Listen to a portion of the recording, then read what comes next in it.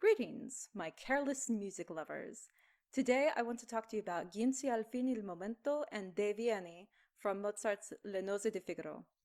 I will give you a brief overview of my understanding of the aria's history and my own history with it, and at the end of this video I will include a recording of me performing it. If you enjoyed this video, please like and subscribe, and if you want more content like this, extra perks, influence on my upcoming projects, or are interested in supporting me on my singing journey, please click on the Patreon link in the description below. So, Wolfgang Amadeus Mozart will likely always be my favorite composer, and when I was in elementary school, I read a 500 or 600 page biography on him just because I was so fascinated by him and his music. And yes, I am a nerd, so let's just skate past that. Giunse alfin il momento and Deh Vieni was one of the first arias my original music teacher, Mrs. Verna Osborne, allowed me to sing. In fact, I think the very first piece that she had me work on was Mozart's Alleluia. I will have a recording of that up in about a week. If I remember correctly, she started me out on the Alleluia, Deh Vieni, Think of Me from Phantom of the Opera, Seben Crudele, and Se tu m'ami. And that was sort of a genius selection on her part. I didn't really appreciate it fully at the time because I was simply too young to do so. But if you have a look at the ranges and the expected tessitura of all of those works, they're all soprano pieces and there are introductory technical themes in each, but they're not terribly challenging. The range for Deh Vieni in particular is just 2 octaves, A4 to A6. For me, when singing Deh Vieni, the big issue is the intervals and the phrasing. And this is actually quite odd because the opening intervals where I have the most trouble are only a 4th.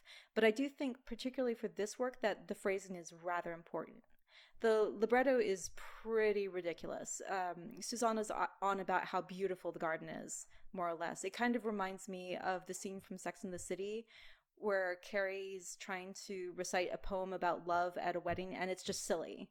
I think she says, like, love and dove or something. And this is more or less the point. Figaro, Susanna's new husband, who she has jumped through just absurd hoops to marry, is jealous and suspicious that despite everything they've gone through, she might be carrying some weird torch for the Count. So he's hidden himself in the garden hoping to catch her in an act of infidelity, and well, Susanna might be naive, but she's no one's fool, so she decides to give him something to worry about. Deh Vieni non tardar is supposedly her girlish and idol worship-filled naive approach to love, for specifically the Count.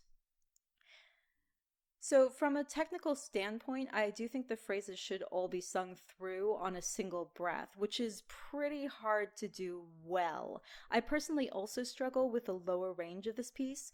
Mrs. Osborne used to admonish me with the words, "Do you really want to be one of those silly sopranos who no one can hear in the lower phrases?" And possibly in part because that A below middle C is so hard to project for a soprano, it's not unheard of to cast a mezzo as Susanna. In fact, probably my favorite Susanna is Cecilia Bartoli, who I'll talk about in a bit more detail because I love her. But I do want to get back to Mozart and where all this falls in his repertoire. I'm trying not to be terribly academic in my approach here, as tempting as it may be, but despite how short Mozart's life was, he does seem to have very distinct phases in his composition. Throughout, there's a clear respect for and a devotion to women. Mozart is known to be more than a bit of a flirt, but he seems not to have been predatory. It was much more to do with his love and a sort of fascination for women. At least that's how I understand it, particularly from his music and how he wrote female characters. Mozart's women are all brilliant, seductive, nuanced, and in the rare instance where they actually are evil, he gives them a backstory to explain why. So these are all multidimensional characters from a narrative perspective. But what's really incredible is that in his later career, he also writes their music that way.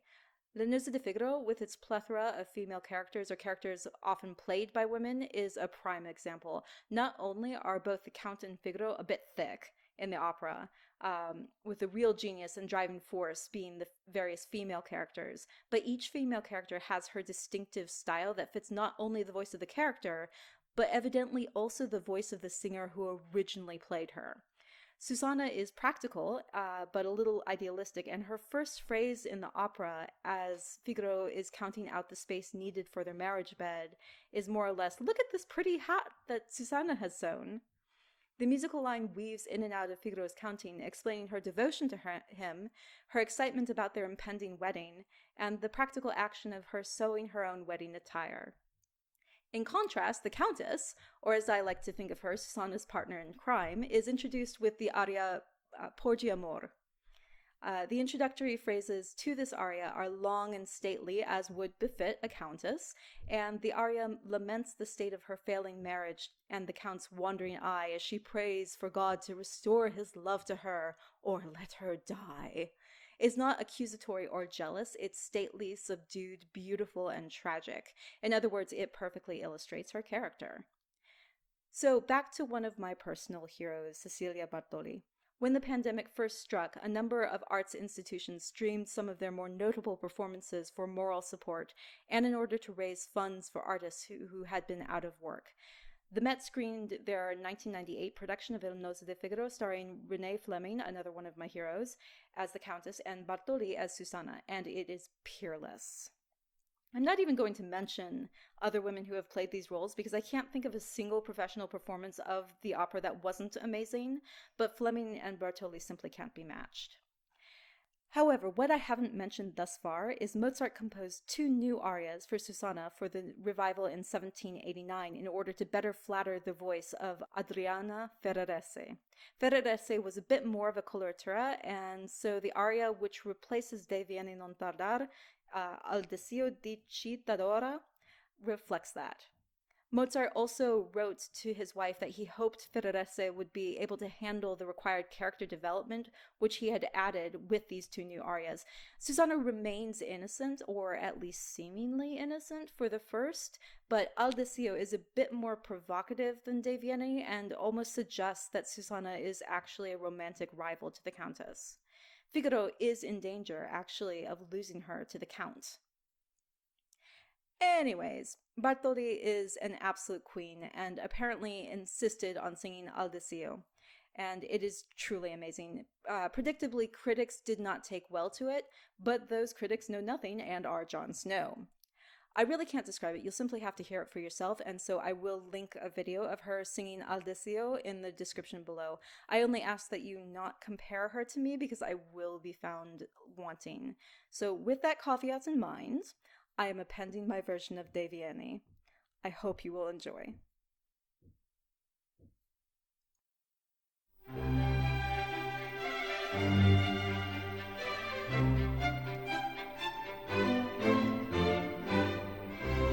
Il momento che godrò senza affanno in braccio idol mio.